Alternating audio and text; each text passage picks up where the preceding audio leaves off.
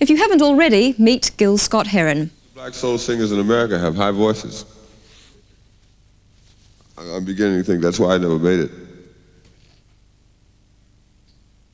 If I could just do one love tune in falsetto, of course it would change the way I walked and approached life in general. Still might be more successful than previous. We generally tell a story about the fact that there used to be an agreement between the seasons that they would all come and stay about 3 months, and then they would go to wherever seasons go. When they're not where we are, we rarely notice. But news came down that winter was unhappy because fall always stayed too long and spring always came too soon, and winter became unhappy.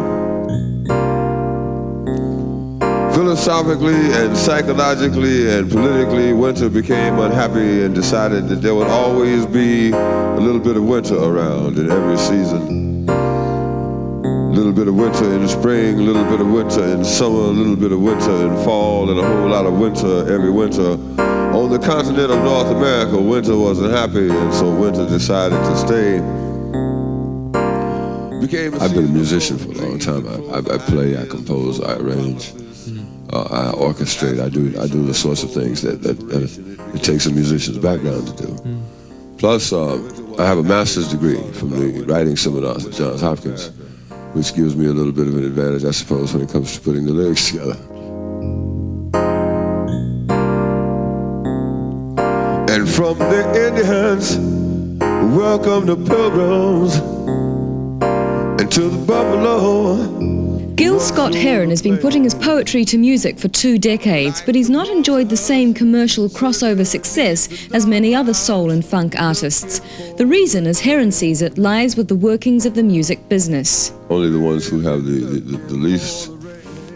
least memorable ideas are generally the ones who get the most recognition. I would think and hope that there's a place for everyone who has something to say and who has something artistic to present. Since 1970, Heron has been writing songs about politics, violence and drug addiction in the black ghettos of America, working his way through every type of black American music. But he made his name in 1973 with a pioneering rap track called "The Revolution Will Not Be Televised." The revolution will not be televised, will not be televised, will not be televised, will not be televised. The revolution will be no rerun, brothers. The revolution will be live. If you say you play black music nowadays, you have to play all those styles. Otherwise, you're just one of those, or one of those, or one of those. In order to play black music, you've got to have an appreciation of rap or poetry. You've got to have an appreciation of blues, of jazz, of rock, because all of those elements have come together now in black music. So without playing, how can you really handle the variety of black music without playing any reggae, or without playing any jazz, or without playing any blues? Because all of those are so prominent in what's going on nowadays musically. I don't know if there's any. If I don't believe in fusion. The only fusion I'm really aware of is like confusion.